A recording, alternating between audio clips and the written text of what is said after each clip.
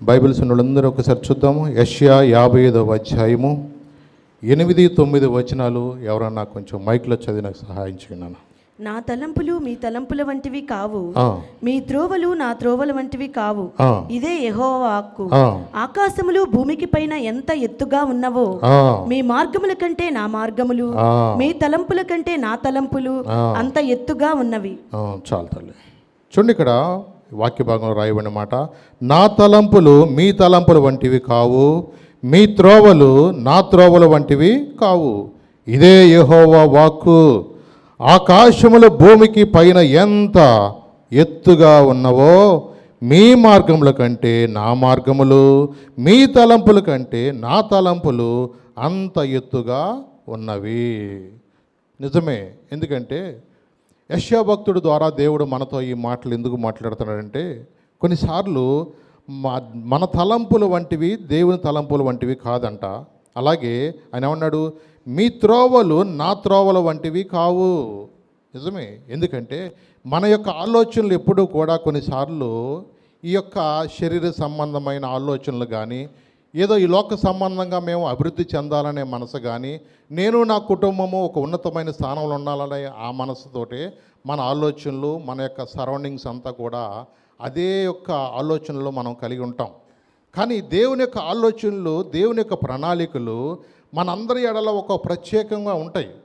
నిజమే. ఎందుకంటే దేవుని యొక్క కుమారులుగా, కుమార్తెలుగా మనం ఎప్పుడైతే దేవుని ప్రేమిస్తామో, దేవుని ఆరాధిస్తామో, దేవుడు మన ఎడల ఆయనకున్న ఉద్దేశాలు మనం ఊహించలేం. నిజమే. అందుకని కీర్తనకారుడు ఒక మాట చెప్తాడు. ఎక్కడ 40వ కీర్తనలోకి రండి ఒకసారి, 5వ వచనం చదువున్నాను ఒకసారి. చూడన్నా, 40వ కీర్తన 5వ వచనం చదువు. యెహోవా నా దేవా, నీవు మా ఎడల జరిగించిన ఆశ్చర్య క్రియలను, మా ఎడల నీకున్న తలంపులను బహు విస్తారములు. వాటిని వివరించి చెప్పేదని అనుకుంటున్నా అవి లెక్కకు మించి ఉన్నవి. అది లెక్కకు మించి ఉన్నవి. నిజమే. ఎందుకంటే కొన్నిసార్లు మనం వివరించలేము దేవుని యొక్క తలంపులు, మన ఊహకు అందదు. ఈ మాటని ధ్యానం చేస్తున్నప్పుడు నాకు సౌలు గుర్తొచ్చాడు నాకు. ఎందుకంటే బెన్యామీను గోత్రంలో నుంచి దేవుడు సౌలుని ఏర్పరచుకున్నాయి. ఆయన ఇశ్రాయేలు మీదకి అధిపతిగా దేవుడు ఆయన రాజుగా అభిషేకించాలనుకున్నాడు. ఎప్పుడైనా కల్లో కానీ ఎప్పుడైనా కానీ సౌలు నేను ఇశ్రాయేలుకి రాజునవుతానని తను ఎప్పుడన్నా అనుకున్నాడా? తన జీవితంలో ఎప్పుడు అనుకోవాలా? దేవుని యొక్క కొన్నిసార్లు కార్యాలు మనకు కొన్నిసార్లు ఊహకు అందవు. ఆయన ఏదో గాడిదలు తప్పిపోయినాయని గాడిదలు ఎత్తుక్కుంటాకి ఆయన బయలుదేరితే మరి ఆ గాడిదలు దేవుడే మరి ఎక్కడన్నా పంపించేసాడేమో. ఆ గాడిదలు ఎత్తుక్కుంటాకి సౌలు యొక్క నాన్నగారు కీషు కుమారుడు కదా, కీషు ఏం చేశాడంటే ఒక పనివాడిని ఇచ్చి పంపించాడు. దేనికోసం పంపించాడు? తప్పిపోయిన గార్ధబములు అంటే గాడిదలు ఎక్కడున్నవి.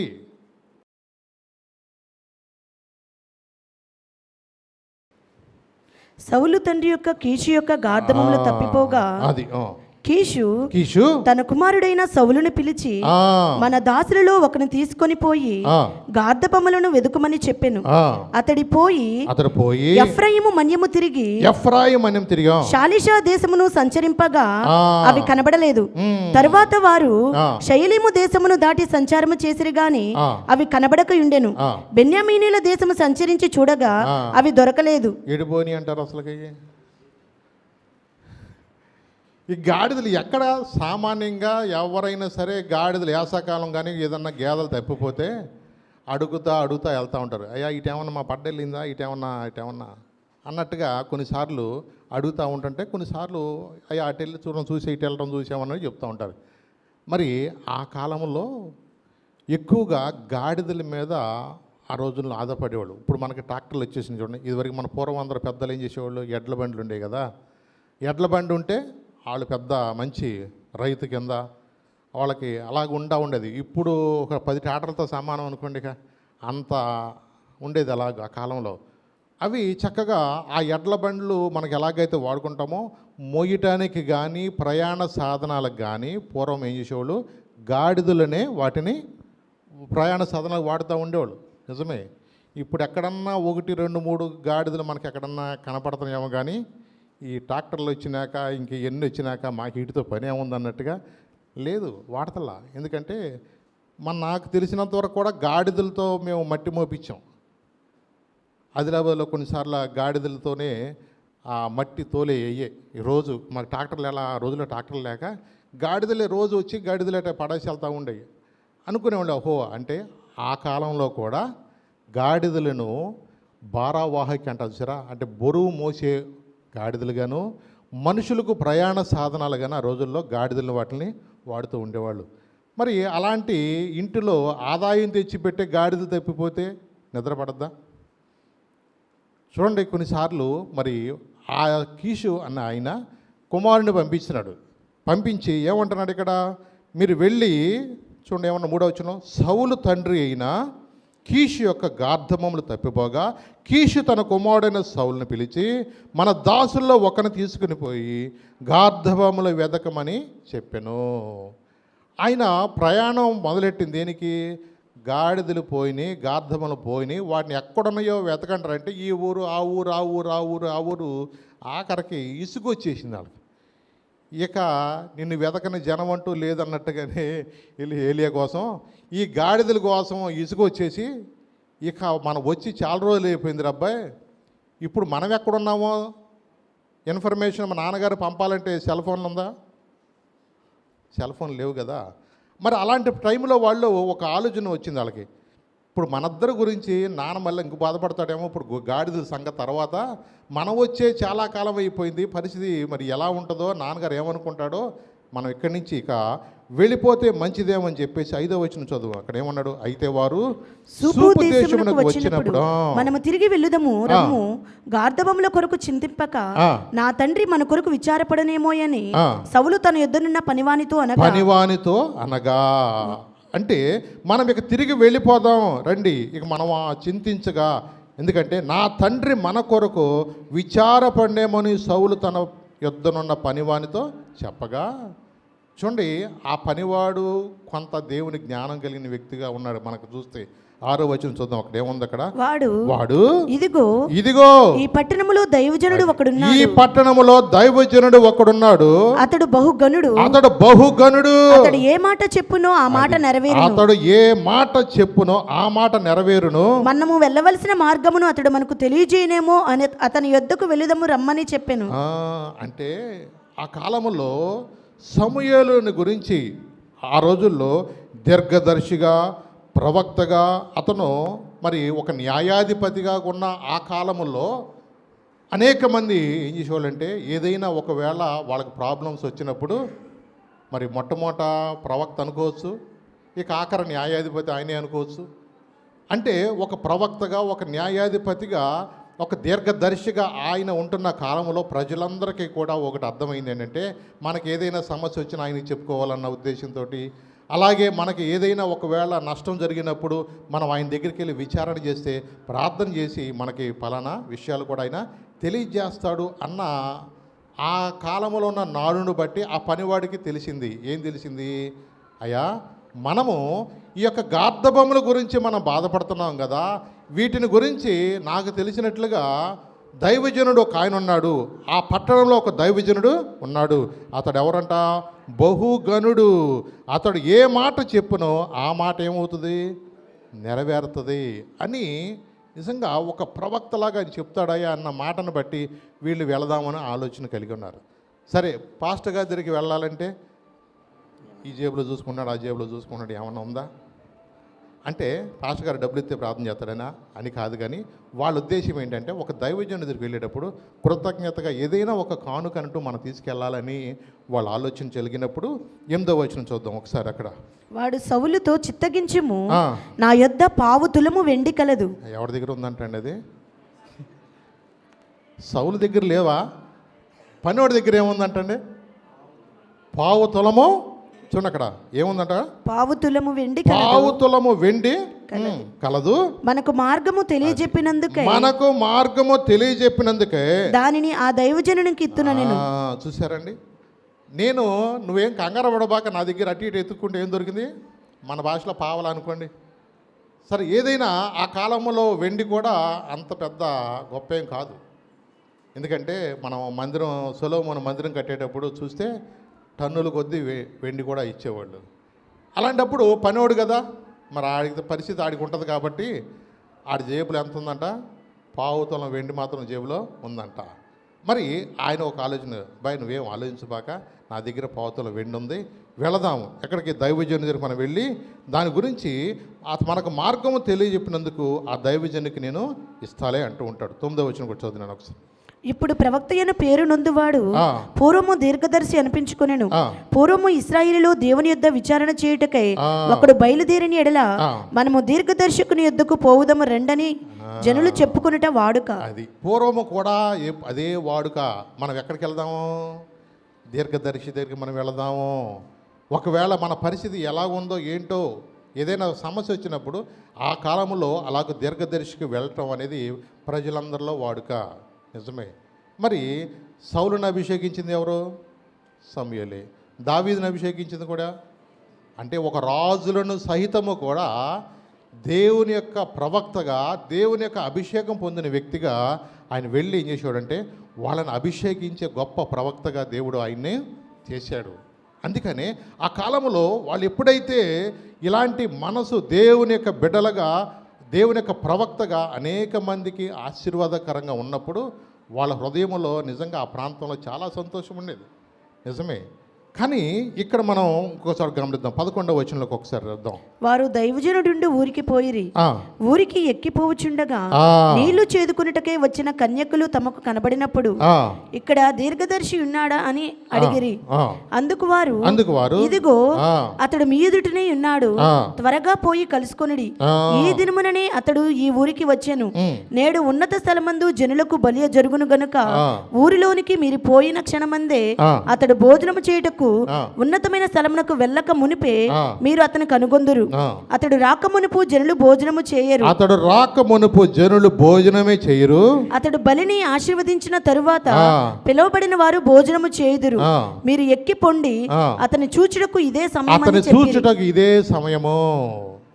దైవజనుడు ఊరిలోకి వస్తున్నాడంటే అంటే ఆ దైవజనుడు వచ్చి వెళ్ళేదాకంట ఊళ్ళో భోజనాలు కూడా అంత భక్తి మనలో ఉందంటారా? చూడండి, దైవజనుడు వచ్చిన తర్వాత భోజనము చేసేటానికి, ఆయన వచ్చిన తర్వాతే, వెళ్ళిన తర్వాతే కానీ భోజనం తప్ప దైవజనుడు కోసం అంతగా కనిపెట్టుకుంటూ ఉండేవాళ్ళు అంటండి వాళ్ళు.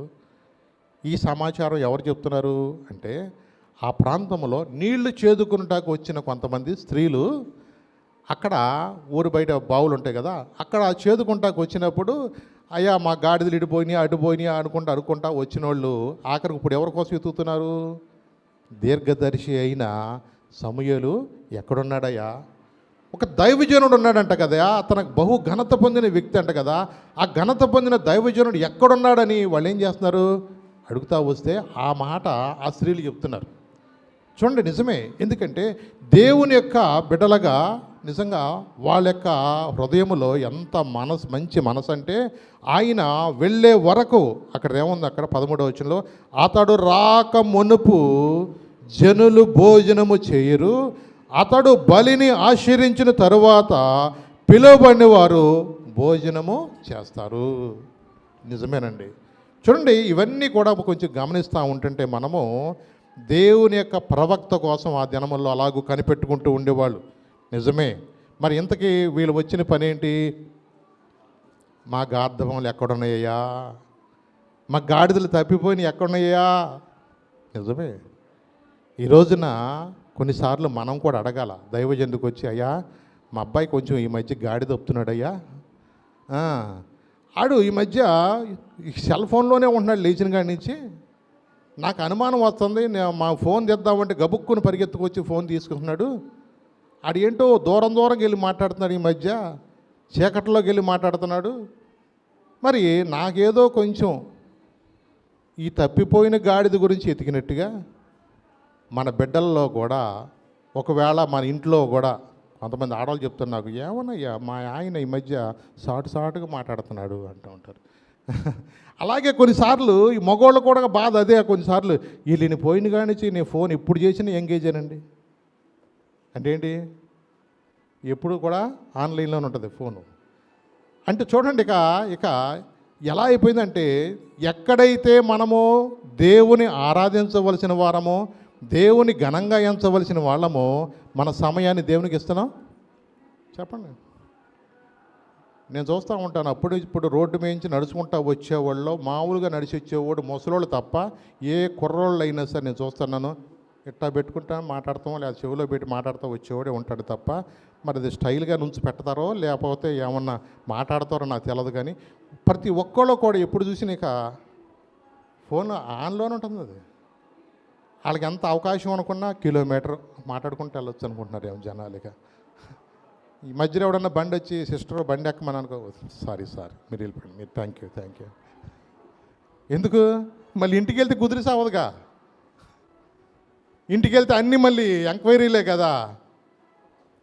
చూడండి, కొన్నిసార్లు ఎలా ఉంటుందంటే, మనుషులుగా ఏదైనా ఒక గాడిద తప్పిపోతే ఎత్తుకుంటా వచ్చారు. ఈ రోజున కన్న బిడ్డలో తప్పిపోతుంటే ఈ రోజున మౌనంగా ఉండి, ఏమోలే దేవుడాన్ని మార్చే రోజున మారుచుకుంటాడేమోలే, ఇంకెప్పుడు మారుతాడు, మొత్తం గూదులు దిగిపోయినాక. ఈ రోజున కొన్నిసార్లు మెలకువ కలిగి ఉండాలి మనము.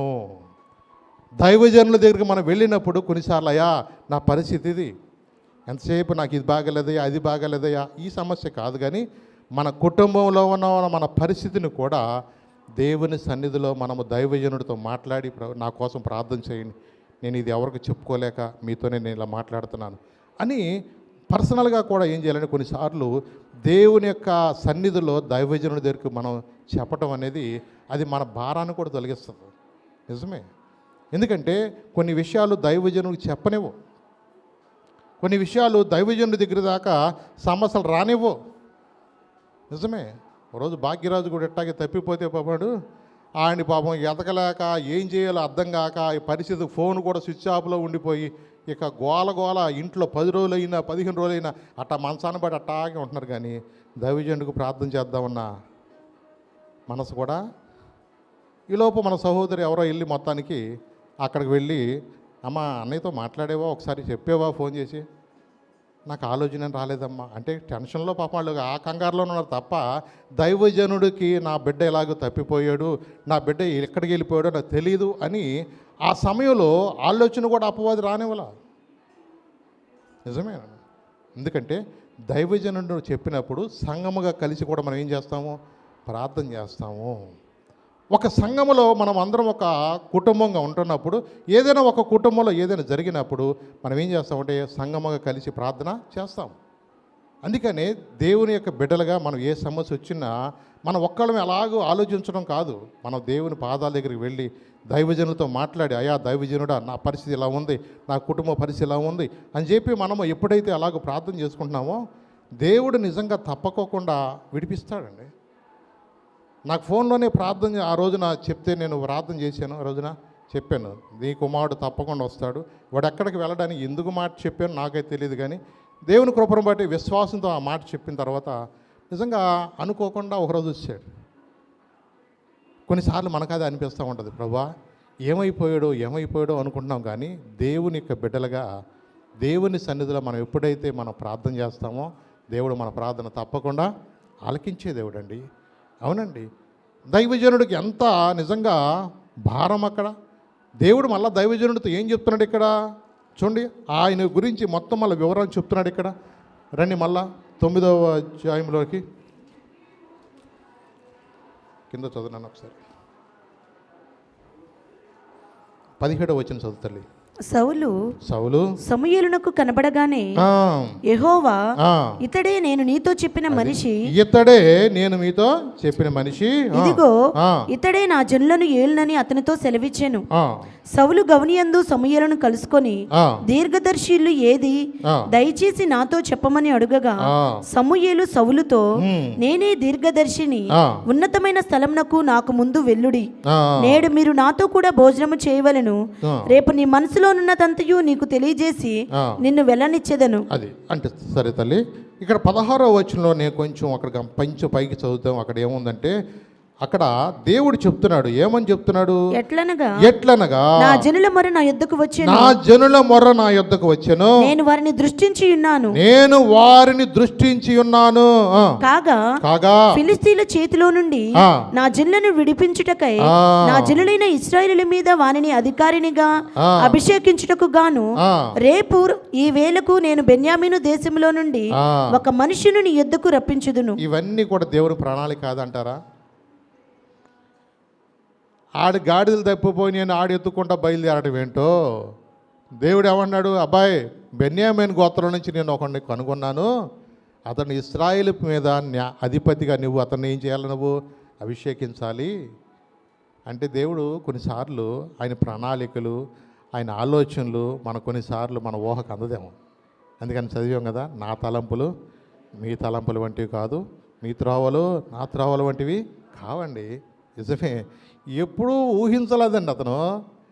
కొన్నిసార్లు మనం అనుకోవచ్చు, ఆ దీర్ఘదర్శి దగ్గరికి వెళ్ళినప్పుడు వీళ్ళు వచ్చిన పని ఏంటంటే గాడిదలు తెప్పిపోయినాయి. దేవుడు ఏమంటున్నాడు? ఇతన్ని నువ్వు ఇశ్రాయేలు మీదకి అధిపతిగా నువ్వు అతన్ని ఆశీర్వించు అంటున్నాడు. అంటా చూడండి, పడితే గారెలు పుట్టలో పడ్డట్టుగా. అసలుకి తెలియకోకుండానే నిజంగా అతను ఊహించాడు ఎప్పుడైనా తన జీవితంలో ఎప్పుడూ కూడా ఊహించలా. అందుకే అంటాడు అతను, అయ్యా మా గోత్రం ఏ పాటిది అన్నట్టుగా మాట్లాడతాడు. చూడండి అక్కడ 20-21 వచ్చిన 2 చదువునాను ఒకసారి. అక్కడ ఏం రాశాడు? 3 దినముల క్రిందట తప్పిపోయిన నీ గార్ధముల గురించి నువ్వు విచారపడకు, అవి దొరికినవి. ఇశ్రాయేలీయుల అభిష్టము ఎవరి యందున్నది? నీ యందును నీ తండ్రి ఇంటి వారి యందును కదా నేను. అందుకు సౌలు, నేను బెన్యామీనుడను కానా? అది నేను బెన్యామీను కానా? నా గోత్రము ఇశ్రాయేలు గోత్రములో ఇశ్రాయేలు గోత్రములో స్వల్పమైనది కాదా? నా ఇంటి వారు బెన్యామీను గోత్రపు ఇంటి వారందరిలో అల్పులు కారా? నాతో ఇలాగని ఎందుకు పలుకుచున్నావు? ఈ మాటలు చెప్తున్నావయ్యా? మా గోత్రం ఏ పాటిదయ్యా? మేమే పాటి వాళ్ళమయ్యా? ఇశ్రాయేల్ గోత్రంలో బెన్యామీను గోత్రం ఎంత అల్పమైనదయ్యా? తను ఊహించలేదండి. కొన్నిసార్లు మనకు అనిపిస్తూ ఉంటుంది, దేవుని యొక్క ప్రణాళికలు, దేవుని యొక్క ఆలోచనలు మనకు అసలు ఊహకు అందదండి. అది నా ఊహకు నేను అనుకోలే, నేను దైవజనుడు అవుతాను, నా ఊహగా లేదు, నాకే లేదు. దేవుడు ఎవరిని ఎలా పట్టుకుంటాడో మనకు తెలియదండి. దేవుని యొక్క ప్రణాళికలు కొన్నిసార్లు మన ఊహకు అందమండి. ఈయన వచ్చింది దేనికి?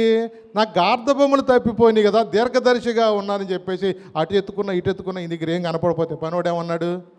నా దగ్గర కొంచెం పావుతలం వెండి నాకు ఉందయ్యా, కృతజ్ఞతతో కానికి ఇవ్వటానికి ఏదో కొంచెం ఇద్దామని అన్న ఉద్దేశంతో బయలుదేరితే దేవుడు నిజంగా నేను యొద్దకు రేపు వేళకి బెన్యామీను గోత్రం నుంచి ఒక్కొక్కతను నేను పంపిస్తున్నాను, అతను నువ్వు ఇశ్రాయేలు మీదకి అధిపతిగా పెట్టవయ్యా అని చెప్పి దేవుడు ఈ మాటలు చెప్తూ ఉంటుంటే కొన్నిసార్లు అసలుకి ఊహకు అందలేదండి. అవునండి, అతను హృదయంలో నిజంగా అనుకుని ఉండొచ్చాడు, నేను వెదకకపోయినా నన్ను వెదకితివి, నే ప్రేమించకపోయినా నాకు ప్రాణం పెట్టితివి, నేను వెదకకపోయినా నన్ను వెదకితివి, నే ప్రేమించకపోయినా నాకు ప్రాణం పెట్టితివి, నీలాంటి దేవుడు ఎవరయ్యా ఈ జగమందు, నీలాంటి దేవుడు లేరయ్యా, నీలాంటి దేవుడు ఎవరయ్యా ఈ జగమందు, నీలాంటి దేవుడు లేరయ్యా. ఆరాధింతును నిన్నే ఆరాధింతును, ఆరాధింతును నిన్నే ఆరాధింతును, ఆరాధింతును నిన్నే ఆరాధింతును, ఆరాధింతును నిన్నే ఆరాధింతును, నిన్నే స్తుతింతునయా యేసయ్యా, నిన్నే సేవింతునయా, నిన్నే స్తుతింతునయా యేసయ్యా, నిన్నే సేవింతునయా,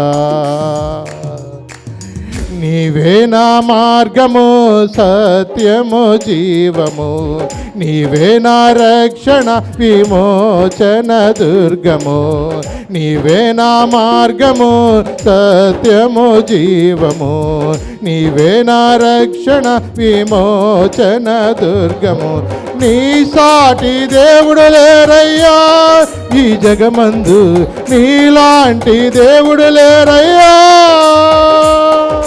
నీలాంటి దేవుడు లేడయ్యా ఈ జగమందు, నీలాంటి దేవుడు లేడయ్యా.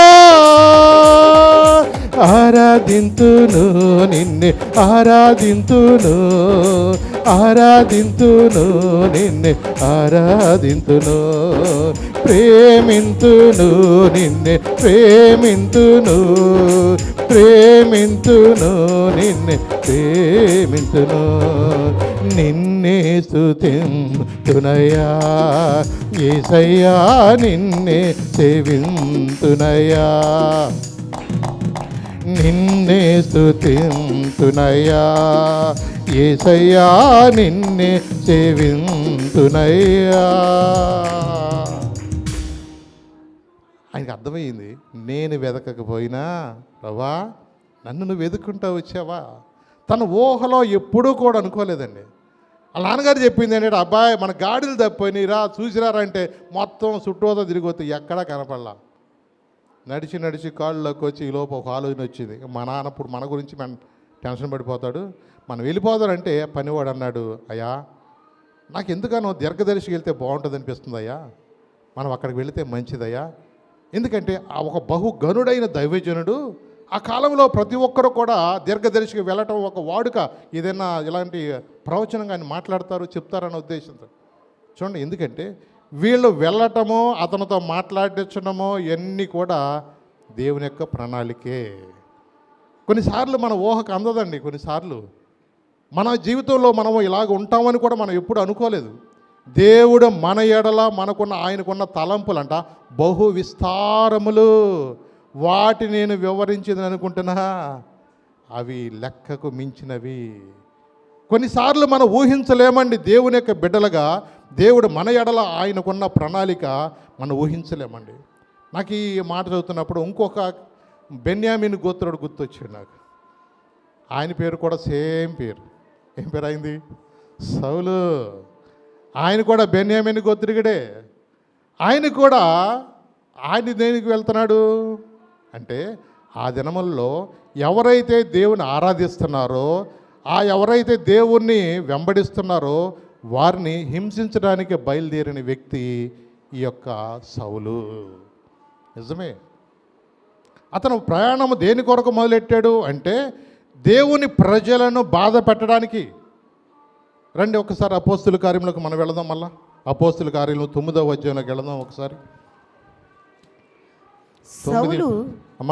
సౌలు ఇంకను ప్రభు యొక్క శిష్యులను బెదిరించుటయును హత్య చేయుటయును తనకు ప్రాణాధారమైనట్టు ప్రధాన యాజకుని యొద్దకు వెళ్ళి ఈ మార్గమందున్న పురుషులనైనను స్త్రీలనైనను కనుగొని ఎడల వారిని బంధించి యెరూషలేమునకు తీసుకొని వచ్చుటకు దమస్కులోని సమాజముల వారికి పత్రికలిమ్మని అడిగెను. అతడు ప్రయాణము చేయుచు దమస్కు దగ్గరకు వచ్చినప్పుడు అకస్మాత్తుగా ఆకాశము నుండి ఒక వెలుగు అతని చుట్టూ ప్రకాశించెను. అప్పుడు అతడు నేల మీద పడి, సౌలా సౌలా సౌలా సౌలా నీవేళ నన్ను హింసించుచున్నావని తనతో ఒక స్వరము పలుకుట వినెను. ఎవరండి అసలు ఊహించుంటాడా? అసలు బయలుదేరి ప్రయాణం ఏంటి?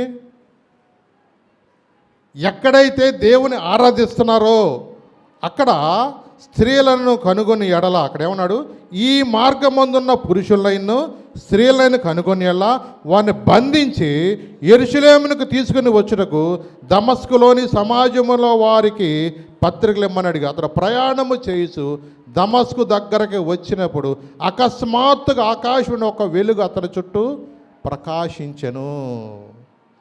అంటే తన ఉద్దేశము వీళ్ళని చిత్రహింసలు పెట్టాలి. ఎవరిని? ప్రార్థనోళ్ళని చిత్రహింసలు పెట్టాలి. వాళ్ళని ఏ విధంగా సరే ఏం చేయాలి? వాళ్ళని తీసుకెళ్ళిపోయి బంధించి వాళ్ళని శిక్షించాలన్న ఉద్దేశంతో ఆయన ఒక జీవో కలిగిన అధికారము కలిగిన వ్యక్తిగా అతను వెళుతూ ఉన్నాడు.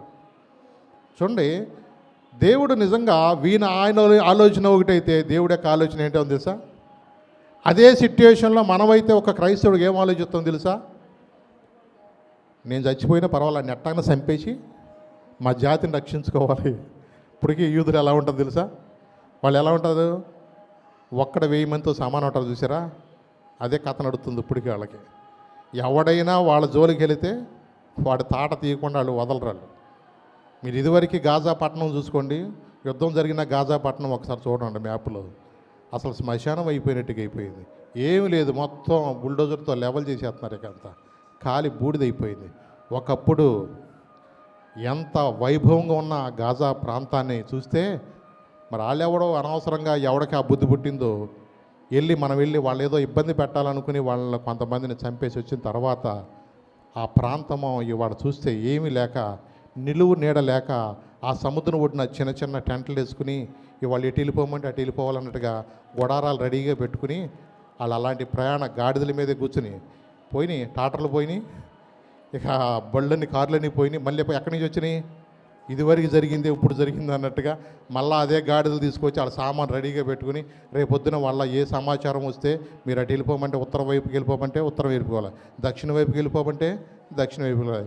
ఇక సముద్రం పక్క నుంచి నడుచుకుంటూ పోతున్నారు వాళ్ళు. చూడండి, కొన్నిసార్లు వాళ్ళ పరిస్థితి ఎంత దారుణమో. నిజమే, ఎందుకంటే ఇశ్రాయేలు వాళ్ళలో ఒక ఏంటంటే ఒక నియమం ఉంటుంది. ఎవరి జోలికి వాళ్ళు సామాన్యంగా వెళ్ళరో, ఎవడైనా వాళ్ళ జోలికి వస్తే ఆడి తాట తీయకుండా వాళ్ళు విడిచిపెట్టరు. నిజమే, ఎందుకంటే వారి పక్షాన ఉన్నవాడు దేవుడు బహు గొప్పవాడు. రోజు నిజకే అలాగే ప్రార్థన చేశాడు.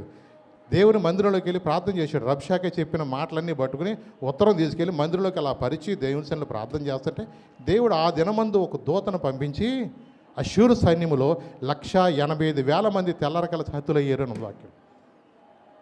అసలు ఊహకు అందదు కొన్నిసార్లు. ఎలాగ జరిగింది, ఎలా జరిగిందంటే మన ఊహకు అందదు. ఆయన తలంపులు వేరు, మన తలంపులు వేరు. మనమైతే ఏదో అనుకోవచ్చు కొన్నిసార్లు, ఎలాగ దేవుడు మాకు సహాయం చేస్తాడేమో, మా పక్షాన యుద్ధం చేయడానికి దేవుడు ఏదో ఒక కార్యం జరిగిస్తాడేమో అన్నట్టుగా కొన్నిసార్లు మనం ఆలోచిస్తాం. కానీ దేవుడు ఊహించని కార్యం ఎలా జరిగించాడంటే, ఆ రాత్రి ఒక దూతను పంపించాడు.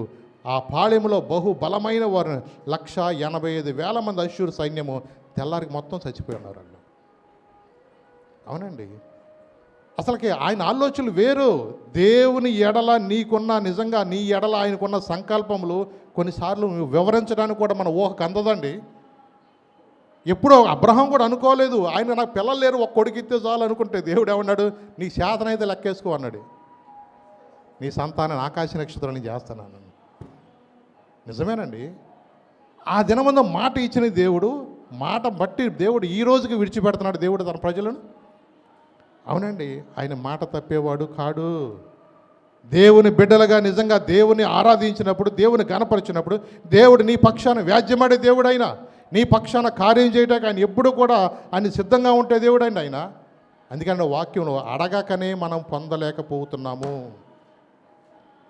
అడగకే పొందలేకపోతున్నాము. ఆ దినమందు చాలామంది కూడా అనుకున్నారు. ఆ రోజున ఏలియా ఛాలెంజ్ చేసి మాట్లాడాడు, అబ్బాయి ఎంతకాలం అయ్యా 2 తలంపుల మధ్య మీరు ఉంటారయ్యా? యెహోవా దేవుడైతే ఆయన పక్షాన ఉండండి, బయలు దేవుడైతే ఆయన పక్షాన ఉండండి అని చెప్పి ఛాలెంజ్ చేశాడు. ఉదయం నుంచి సాయంత్రం వరకు వాళ్ళు కేకలేస్తూ ఎన్నో వాళ్ళు గాయపరుచుకుంటున్నప్పుడు కూడా వాళ్ళు నిస్సహాయ స్థితిలో ఉన్నప్పుడు అయిపోయింది, టైం అయిపోయింది కానీ అయిపోయింది కానివ్వండి.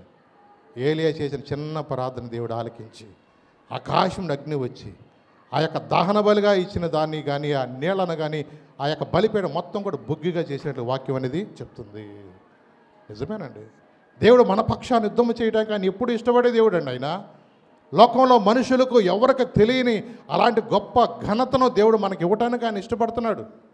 మన శరీర సంబంధంగా ఏదో మన చిన్న చిన్న వాటికి మన మనసు, మన ఆలోచనలు అన్నీ కూడా ఎలా చిన్న చిన్నగా ఉంటాయి. చాలా దేవుని చేయి పెద్దదా, మన చేయి పెద్దదా చెప్పండి?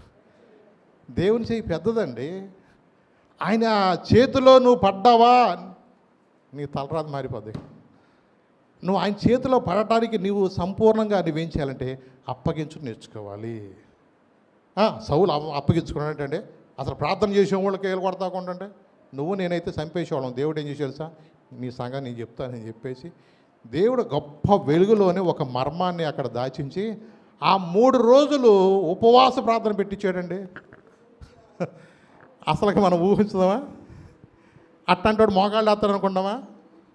అప్పటికే మన వాళ్ళు మోకాళ్ళు వేయమంటే ఇట్ట చూస్తారు ఒకడు ప్రార్థన చేయగానే ఇట్టుగా లేస్తాడు. వాళ్ళ అమ్మాయి ఎక్కడ కూర్చోరా అనగానే ఇట్ట అంటాడు ఆడు ఉట్టిదే. మరి ఎక్కడ పోతాడో వాళ్ళ అమ్మాయి ఏమంటుంది ఇట్ట అంటుంది. ఆడు ఉట్టిదే వచ్చిన రాపోయిన అటు చూస్తా ఇట్లా చూసి గాలి పోసుకుని మళ్ళీ లోపలికి వస్తూ ఉంటారు పిల్లలు. అంటే చూడండి, కొన్నిసార్లు మనం అనుకుంటాం, మనం ఏదో కొన్నిసార్లు మనం ఆలోచనలు వేరు, దేవుని ఆలోచనలు వేరండి. అందుకనే ఈయన అనుకున్నది ఏంటంటే దేవుని ప్రజలను బాధ పెట్టడానికి వెళితే దేవుడు ఏం చేస్తాడు? 3 రోజులు కటికోపాసం పెట్టించాడండి ఆయన. 3 రోజులు కటికోపాసం, పైగా కళ్ళు తెరిస్తే ఒట్టు తీసి చూసుకుంటాడు మధ్యలో ఏమీ కనపడతలా. ఏమైపోయింది నా పరిస్థితి?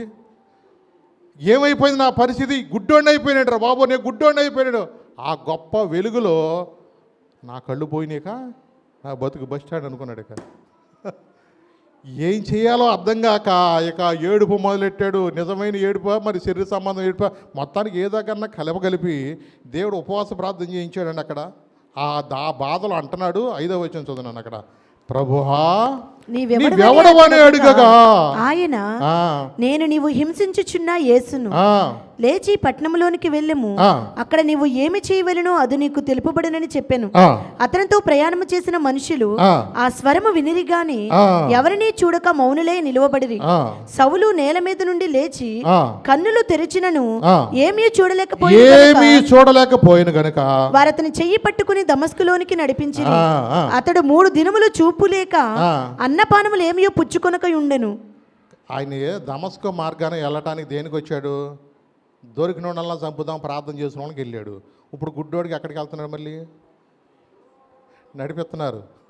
ఏం చేయాలో అర్థం కావట్లా తచ్చాడతా బయలుదేరాడు. అక్కడ ఈ 3 దినాలు ఏం జరిగింది అక్కడ చూసారా?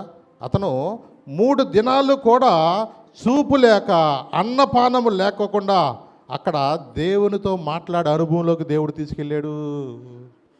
కొన్నిసార్లు మనకి ఊహకు అందదేమో అని అనిపిస్తుంది. కొన్నిసార్లు అతను హృదయంలో ఎలాంటి మార్పు ఇచ్చాడంటే ఆ 3 రోజులు అయిన తర్వాత దేవుడు అతనిని ఒక నూతన వ్యక్తిగా మార్చాడు.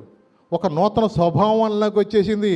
అంతకుముందున్న క్రూయల్ మెంటాలిటీ లేదు, అంతకుముందున్న చూపులే వేరుగుండయి. దేవుడు ఎప్పుడైతే తనను దర్శించాడో ఆ దర్శనంలో ఒక మార్పు ఏంటో జరసా చూడండి. అక్కడ 18వ 17వ వచనంలో ఉంది అక్కడ మాట. అననీయ వెళ్ళి 18 చదువునాను ఒకసారి. అప్పుడే అతని కన్నుల నుండి పొరల వంటివి రాలగా. ఏం రాలి అంటే 3 రోజుల ఉపవాస ప్రార్థనలో ఏం మార్పు వచ్చిందంట? ఏం పొరలు ఉన్నారు? అహంకారం. నేను రోమేయుడును, ఎవడైనా ప్రార్థనకంటూ ఎవడన్నా కూర్చున్నాడా వాళ్ళని ఏదైనా చేసేస్తానని చెప్పేసి గర్వపు చూపులవి, అహంకారంతో నేను బెన్యామీను గోత్రం నుంచి వచ్చినవాడు, నేను అన్నీ కూడా గమనీయుల పాదం లేదని నేర్చుకున్నాను. ప్రావీణ్యత కలిగిన వ్యక్తిగా తనకున్న నాలెడ్జ్ని బట్టి తనకున్న ఇక ఏదైనా ఒక అహంకారం, నేను ఉద్యోగిని, గవర్నమెంట్ ఎంప్లాయీ, అలాంటి మనసు అతనిలో ఎప్పుడైతే కలిగి ఉన్నాడో అతనిలో ఉన్న కళ్ళలో నుంచి పొరలన్నీ ఏమైపోయినాయి? రాలిపోయినాయండి. దేవుడు గనక మన హృదయంలో దర్శిస్తే మొదటగా మనలో వచ్చేది ఏంటంటే చూపులో కూడా పరిశుద్ధత దేవుడిస్తాడు. అది మొదట గుర్తు మనకి. ఏమిస్తాడు? చూపులో ఏమిస్తాడు? జయమిస్తాడు. యాక్చువల్లీ చెప్పాలంటే మన చూపులో ఏమిస్తాడు? జయమిస్తాడు. అంటే చూపులో జయం వస్తే మనం బాగుపడ్డట్టే. చూపులో జయం రాలేదనుకోండి, చూసిన ఎలా ఏమనిపిస్తుంది? అది కొనాలా, ఇది కొనాలా, ఇది కొనాలని ఉంటుంది. జయమే వస్తే గనక నువ్వు ఎవరిని చూసినా నీ సహోదరుని చూసినట్టుగానే నీ తల్లిని చూసినట్టు భావమే వస్తుంది. లోకంలో మనుషులకు అలాంటి బుద్ధులు ఎందుకంటే లేకపోవటం వల్ల రకరకాలైన సమస్యలు. అందుకని మన బిడ్డలను ఎక్కడికి పంపించాలన్నా కొన్నిసార్లు నమ్మటానికి వీల్లేని పరిస్థితి అయిపోయింది. పెద్దవాళ్ళను కూడా మోసలోళ్ళను కూడా నమ్మే రోజులు ఇవాళ లేవు. నిజమే. ఇవాళ ఉన్న పరిస్థితులు బట్టి లోకంలో ఉన్నదంతా ఏంటంటే నేత్రాశ, శరీరాశలు, జీవపు డంబము. మరి ఇవన్నీ కూడా తండ్రి దగ్గర నుంచి వచ్చినవి కాదు. ఈ లోకాధికారి అయిన వాడు ఏం చేస్తాడంటే నీ యొక్క కళ్ళలో జయము లేకుండా చేస్తాడు. నువ్వు కళ్ళలో ఎప్పుడైతే ఓడిపోయాడు, దావీదు గారు ఏమైపోయాడు? నీ కన్ను చెడింది అయితే చెప్పాల, నీ దేహం అంతా కూడా ఏమైపోద్ది? మరి ప్రార్థన చేయవలసిన వాడు దావీదు సింహాన్ని పాడేశాను, దాన్ని పాడేశాను, గొల్లియాతను ఇస్రాయేలు రాయి కొట్టి చంపేశాను అన్నవాడు డుబుక్కుని ఎక్కడ పడ్డాడు? సూపులోనే తేడా వచ్చింది. కళ్ళలో గనక జయము రాకపోవట కారణం ఏంటంటే ప్రార్థన చేయాల్సిన వాడు ప్రార్థన చేయకుండా పచారీలు చేస్తున్నాడు. దావీదు లాంటి వాడు పడ్డాడు, మేమెంత అనుకోబాకండి. దేవుడు నీకు ఇచ్చే అభిషేకం నీకు ఇస్తాడు, దావీదుకి ఇచ్చిన అభిషేకం దావీదుకి ఇస్తాడు. దేవుడు ఎవరినైనా ఎలాగైనా వాడుకుంటాడు తప్ప మనం ఒకరితో పోల్చుకో అవసరం లేదండి. నువ్వు ఒక యూనిక్, నువ్వు ఒక ప్రత్యేకమైన వ్యక్తిగా దేవుడిని నిలబెట్టుకుంటాడు. దేవుడు ఎవరిని ఎలాగ వాడుకుంటాడో మనకు తెలియదండి. అందుకని మా ఎడల నీకున్న తలంపులు బహు విస్తారములు. మన తలంపులు వేరు, దేవుని తలంపులు వేరు. మన నేరో మైండ్గా ఉంటుంది. మనంతా ఏదో సార్లే, నెలకు ఒక 20,000 సార్లే, 50,000 సార్లే, మన మనసంతా కూడా అలాగే ఉంటుంది. కానీ దేవుని ఆలోచనలు, నీ ఎడలో ఉన్న ఆయన ప్రణాళికలు నీ ఊహకు అందదు. కొన్నిసార్లు ఆయన నీ ఎడల ఎంతగానో ఆయన ఆలోచన కలిగి ఉన్నాడు.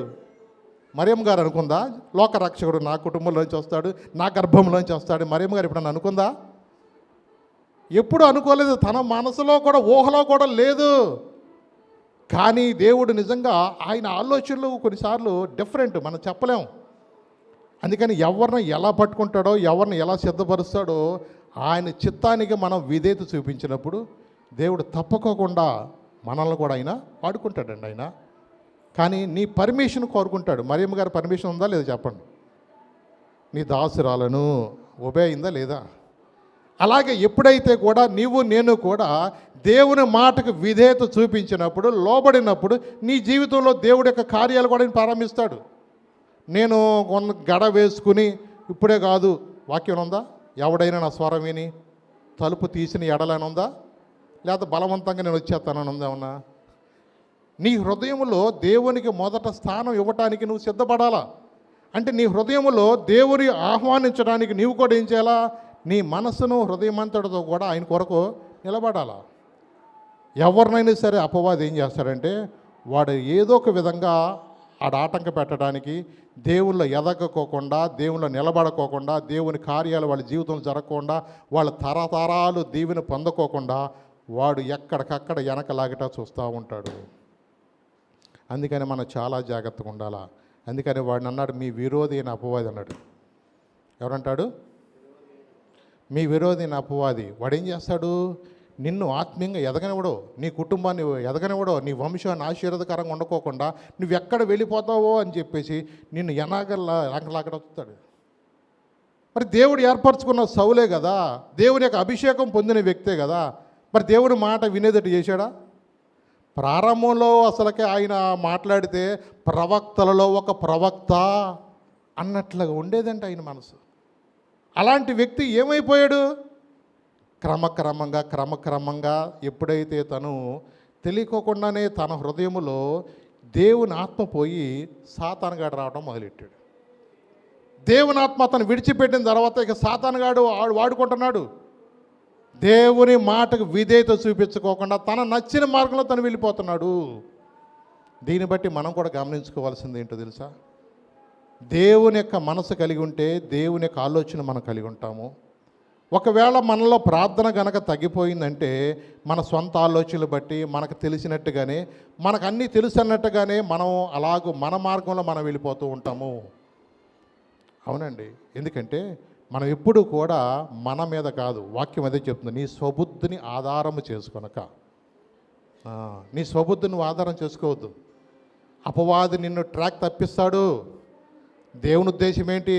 నీ వంశము దీవెనకరంగా ఉండాలని, నీ వంశము ఒక ఉన్నతమైన స్థానంలో ఉండాలని. అతను కూడా అనుకోలే, ఊహించలా. అయ్యా బెన్యామీను గోత్రుడయ్యా, మా వంశం ఏ పాటిదయ్యా అనుకున్నప్పుడు దేవుని యొక్క ప్రణాళికలో దేవుడి యొక్క చిత్తానుసారంగా దేవుడు ఏర్పరచుకుంటే చేతులారా అతను ఏం చేశాడు తెలుసా? తృణీకరించాడు. నీ చేతులతో నువ్వు ఎప్పుడు అది పోగొట్టుకోబాక. నీ ఆశీర్వాదము దేవుడు నీ చేతులకు అప్పగిస్తున్నాడు.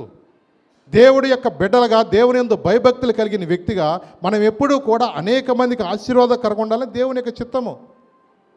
కానీ అపవాది ఏం చేస్తున్నాడు? ఈ రోజున దేవుని యందు నువ్వు భయభక్తులు కలిగి ఉండకోకుండా ట్రాక్ నుంచి నిన్ను తప్పించాలని వాడు శతవిధాల ప్రయత్నం చేస్తాడు.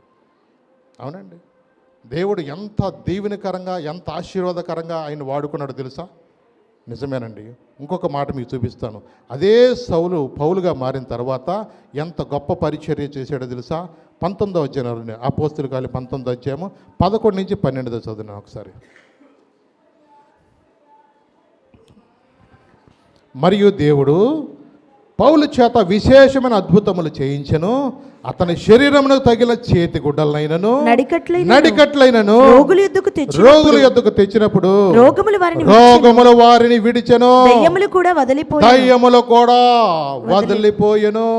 చూసారా? అంటే పౌలు ద్వారా విశేషమైన అద్భుతాలు దేవుడు అక్కడ చేయటన్నాడు. అక్కడ ఏం జరుగుతుంది? ఆయన తగిలిన చేతి గుడ్డలంట, నడికట్లైన రోగుల యొద్దకు తెచ్చినప్పుడు రోగములు వాటిని పోతున్నాయంట, దయ్యాలు కూడా పోతున్నాయంట. ఎలాంటి వ్యక్తి? ఒకప్పుడు హింసకుడు, దోషకుడు, హానికరమైన వ్యక్తి. తన ఆలోచనలో కూడా లేదు, దేవుని సేవ ఎంతగా ఘనంగా నేను చేస్తానా? యాక్చువల్గా చెప్పాలంటే శిష్యుల కన్నా ఎక్కువ పరిచర్య చేశాడు అనిపిస్తుంది నాకైతే. శిష్యుల కన్నా ఎక్కువ పరిచర్య చేశాడు అనిపిస్తుంది కొన్నిసార్లు. పౌలు గారు నిజంగా ఎంత ఆశ్చర్యపోంటాడు, నాకన్నా బాగా చేసాడు అసలుకి అన్నట్టుగా. కానీ ఒకళ్ళని కూడా గౌరవించుకునే వాళ్ళండి. మనలో ఏముంటుంది తెలుసా? నేను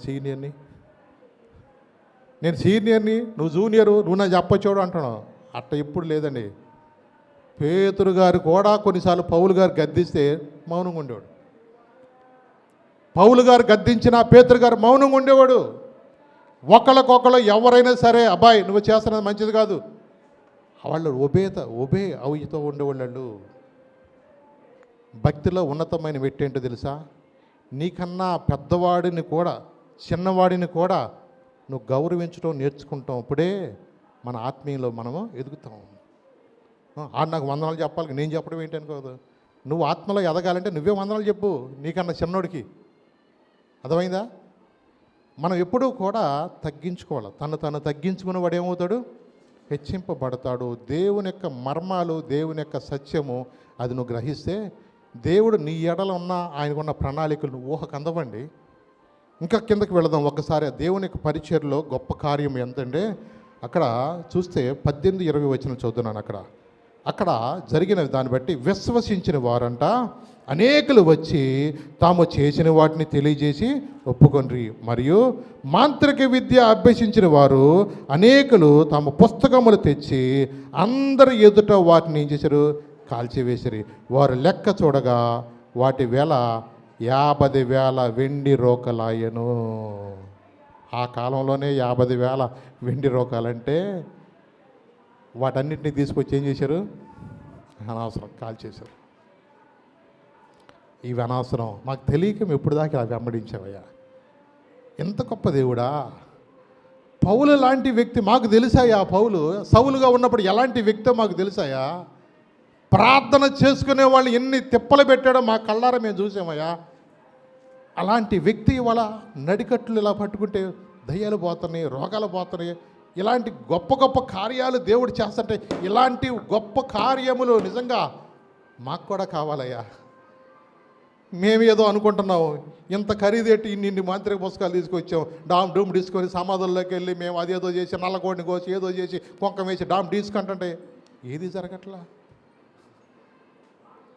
ఈ అనవసరం ఒక నిర్ణయానికి వచ్చేసారు వాళ్ళు. ఏం చేయరంటే ఇక అనవసరం కానీ రండి మొత్తం రండి.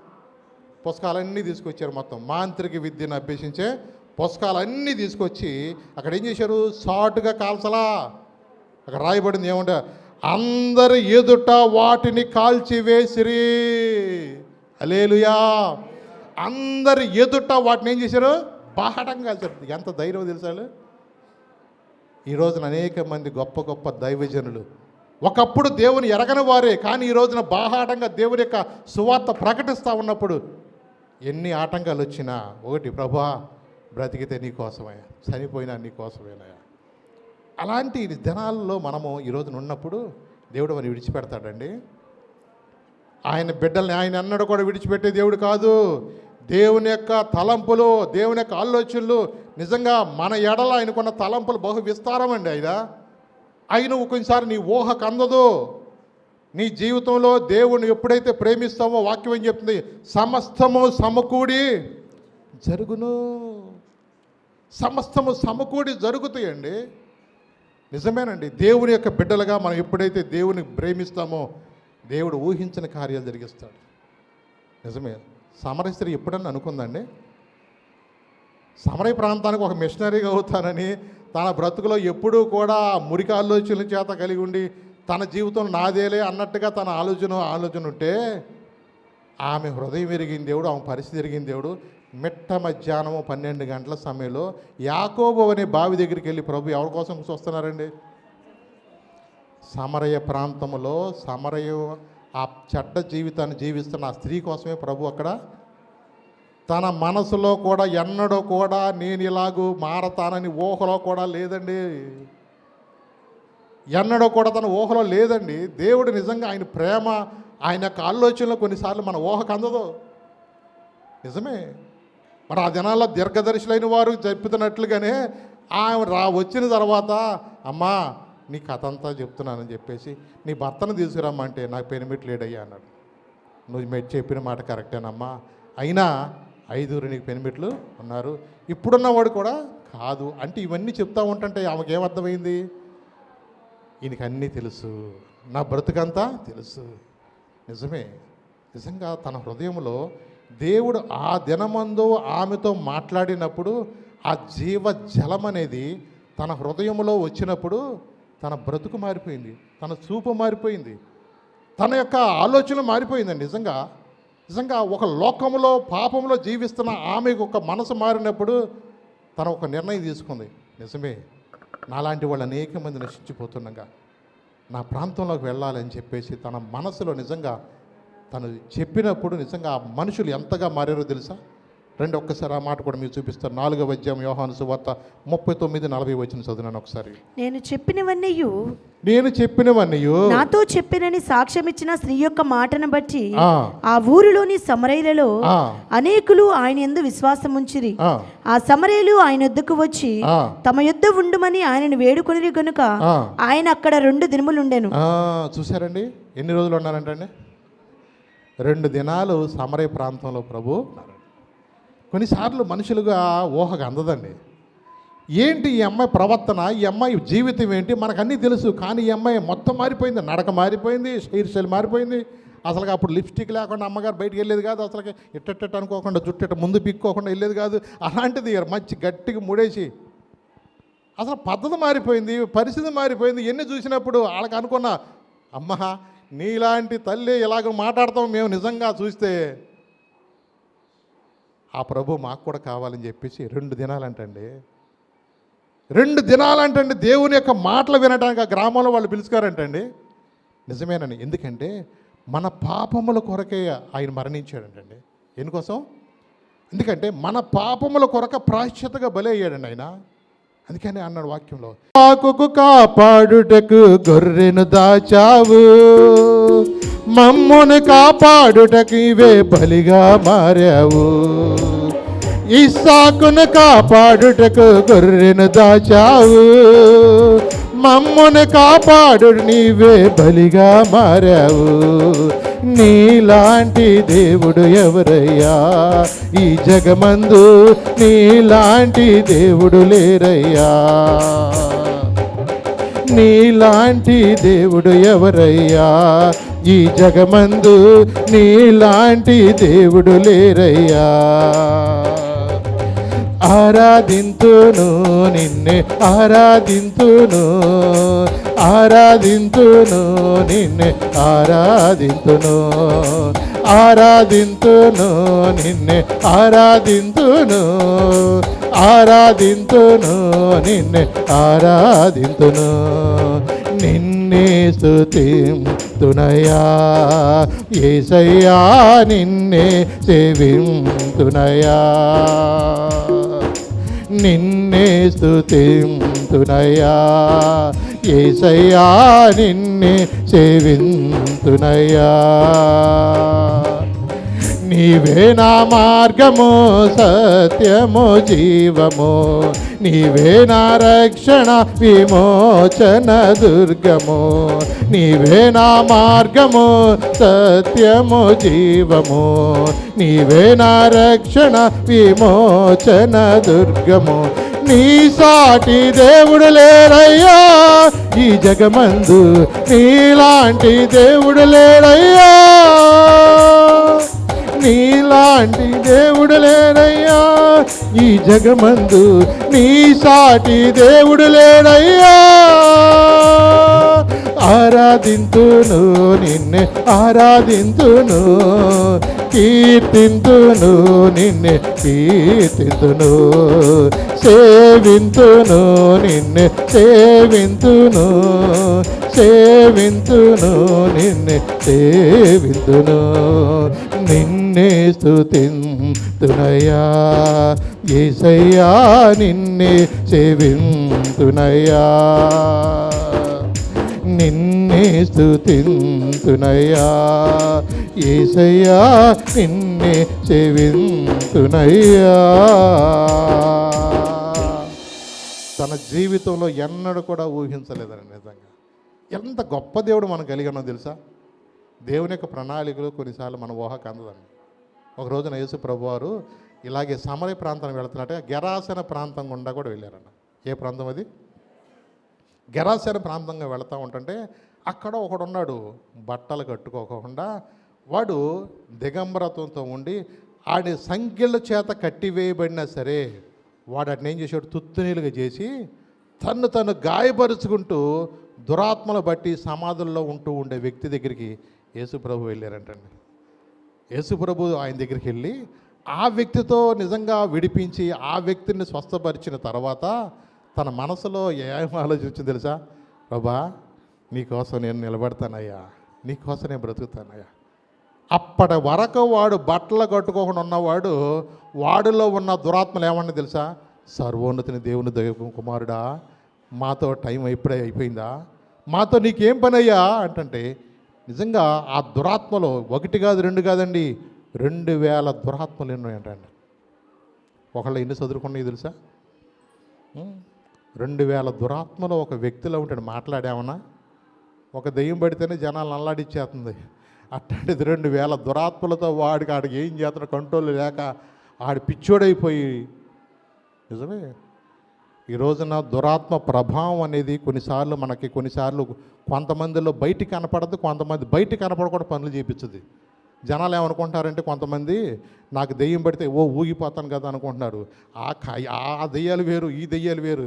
ఈ లోపల సైలెంట్ కిల్లర్స్ ఇవి లోపల ఉండి కామ్గా ఈ చెయ్యి అసలు మూర్ఖ పనులు చేపిస్తూ ఉంటాయి. ఇవన్నీ ఇక్కడ సూపులో జయం ఉండదు, ఇంకా ఆటల్లో జయం ఉండదు, ఎక్కడ కొడితే అక్కడ లాగేటివే జనాలు. ఇవన్నీ తెలియకోకుండానే మనుషుల్లో దురాత్మ యొక్క ఆలోచనలు కూడా ఒక్కొక్క వ్యక్తిలో ఉంటాయి. అందుకని మనం కొన్నిసార్లు చాలా జాగ్రత్తగా ఉండాలి. నీకు నీ కలిగిన వాడి చుట్టూ కూడా ప్రార్థన ప్రాకారం వేసుకోకపోతే ఆడి పని ఏంటంటే అటు ఇటు తిరగటమే. దావీదు గారు దొరికినట్టుగా నువ్వు దొరికిపోతావు. ఎప్పుడోకప్పుడు ప్రార్థన లేకపోతే ఎవడైనా దొరికిపోతావు. నువ్వైనా ఒకటే, నేనైనా ఒకటే. దేవుని ఎడల మనం ఎప్పుడు కూడా అందుకని చాలా జాగ్రత్తగా ఉండాలి. అర్థమైందా? ఏదో ఫ్రెండ్స్ రమ్మన్నారంటే వెళ్ళాలండి, ఏదో డీజే మోగుతుంటే కూసేపు చూసి వద్దామని వెళ్ళాలండి. అట్ట వెళితే చాలు నిన్ను అట్ట అట్టుకుంటాడు. తర్వాత నిన్ను వదిలిపెట్టడాడు. నువ్వేదో చూద్దామని వెళ్ళావు కానీ తర్వాత నిన్ను కాల్చేదాకా ఆడు మాత్రం నిన్ను ఇడిచిపెట్టడు. నిజమే, ఆడు సామాన్యుడు కాదండి. వంశాలు లేకుండా చేసి ఉన్నాడు. నేను మామూలుడు కాదండి. పట్టపాగల సుక్కలు చూపించాడు ఎవరికి? దావీదు గారికి.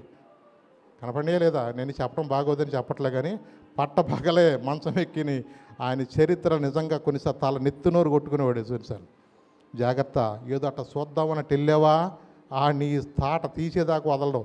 ఆ రోజున నువ్వు ఎంత ఏడ్చినా కొన్నిసార్లు దైవజనుడు చెప్పినా వినలేదు. నిజమే, దేవుడు కొన్నిసార్లు చెప్పకోకుండా ఉండడు. దేవుడు మనతో మాట్లాడినప్పుడు మనం కొన్నిసార్లు సీరియస్గా తీసుకోకపోతే నువ్వెంత ప్రార్థన చేసినా ఆ దినము నేను విననన్నాడు. మీరు సామెతలు చూసుకోండి, 1వ అధ్యాయంలో మీరు అక్కడికి వెళితే ఆ రోజున మీరు ఎంత శ్రద్ధగా నన్ను వెతికినా నేను జవాబు ఇవ్వనన్నాడు దేవుడు. నిజమేనండి, ఎందుకంటే దేవుడు ఒకసారి మాట్లాడతాడు, 2 సార్లు మాట్లాడతాడు. నా ఆత్మ నరులతో ఎల్లప్పుడూ కూడా వాదించదు. దేవుని యందు భయభక్తులు కలిగిన వారుగా, దేవుని యొక్క ఆలోచనలు కలిగిన వ్యక్తులుగా దేవుని నువ్వు ప్రేమిస్తే దేవుడిని ఊహించిన కార్యాలు నీ ఏళ్ళ జరిగిస్తాడండి. ఆ దురాత్మను బట్టి నీ వ్యక్తి నిర్ణయించుకున్నాడు. ఏం నిర్ణయించాడు తెలుసా? అయ్యా నేను నీతోనే వస్తానయ్యా, నీకోసం నిలబడతానయ్యా. నిజమే, ప్రభు అతను సెలవు ఇవ్వలేదు, కానీ అతను దేవుడు ఒక మాట చెప్పాడు, నీకు జరిగిన వాటి విషయంలో మొదటి ఇంటి వారికి నువ్వు ప్రకటించు అంటే, దేవుని యొక్క సువార్త ప్రకటిస్తున్నప్పుడు, ఆరాధిస్తున్నప్పుడు, దేవుని యొక్క ఘనకార్యాలు జరుగుతున్నప్పుడు, ఆ ఊరు వాళ్ళు తెలిసినప్పుడు, దెక్కాపోలే అనే పట్టణంలో 10 పట్టణాలకు గొప్ప దైవజనుడిగా అతను ఊహించండి. ఎప్పుడైనా సరే తన జీవితం ఊహించడండి. నిజమే అది వాక్యం ఎందుకు చెప్తుంది? నా తలంపులు మీ తలంపులు వంటివి కాదు, మీ త్రోవలు నా త్రోవలు వంటివి కావు. ఆకాశమునకు భూమికి ఎంత వ్యత్యాసం ఉన్నదో ఆయన మన ఎడల ఉన్న తలంపులు అంతా నిజమేనండి. ఆడు జన్మలో ఊహించడు. దెయ్యాలు బట్టి చచ్చిపోవాల్సిన వాడిని దేవుడు ఎక్కడ తీసుకెళ్ళాడు? ఇప్పుడు వందనాలయ్య అంటున్నారు. వాళ్ళకి ఏ ఊరు వెళ్ళినా వందనాలయ్య అంటున్నారు. ఆడిగా నమ్మకం కుదరట్లా. మళ్ళీ పువ్వు వెళ్ళి బట్టలు వేసుకునేళ్ళకి అసలు మళ్ళీ అని సెంటు కొట్టుకుంటాను. అసలు మామూలుగా ఉందా? అయ్యగారు వందనాలు, మా కోడి తీసుకొచ్చారు అయ్యగారు అంటుంటే, అరే రే రే అసలు ఎక్కడ ఉండాల్సిన ఉంటారు, నేను ఎక్కడ ఉండాల్సిన ఉంటారు, నా బతుకు ఎట్ట అయిపోయేదిరా. దేవుడు నిజంగా ప్రభా నన్ను ఎంతగా ప్రేమించేవయ్యా, అయ్యా నా బ్రతుకు కాలం అంతా నిన్ను ఆరాధిస్తాను, నిన్ను ఘనపరుస్తానయ్యా. దేవుని కొరకు నువ్వు ఎప్పుడైతే నిజంగా నువ్వు తీసుకునే నిర్ణయములోనే తేడా ఉంది. నీ ఆలోచనలు బట్టి నువ్వు చిన్న ఆలోచన కలిగి నీ మనసును గనక డైవర్ట్ చేసుకున్నావా, దావీదుని మించిన తిప్పలో, సౌలుని మించిన తిప్పలో, ఆ రోజు వెతుకుదామన్న సౌలు ఇంట్లో ఎవడన్నా ఉన్నాడంటే బోతద్దం పెట్టినా కుంటోడు తప్పేవాడు కనపడాలి అక్కడ. అవునండి. మరి మన వంశాలు ఆశీర్వాదకరంగా ఉండాలా, దేవునికరంగా ఉండాలా, లేదంటే మన కుటుంబాల వంశాలు ఉండకోకుండా ఉండాలా? నిర్ణయం మనదే, నిర్ణయం మనదే. దేవుడి యొక్క బిడ్డలుగా వాక్యం వింటాను నీ జీవితంలో, నా జీవితంలో మేలుకరమైన మార్గము ఏదో అడిగి అందులో మీరు నడుచుకోండి.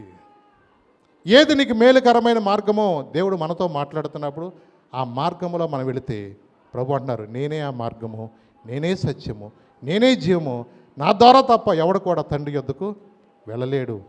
ఎవరు కూడా మన తేలిగ్గా తీసుకోవద్దు. దేవుని కొరకు నిలబడదాం, దేవుని కొరకు బ్రతుకుదాం, దేవుని యొక్క గొప్ప కార్యాలు చూద్దాం. నీ ఎడల ఆయనకున్న తలంపులు బహు విస్తారమైనవి. నీ తలంపులు వేరు, ఆయన తలంపులు వేరు.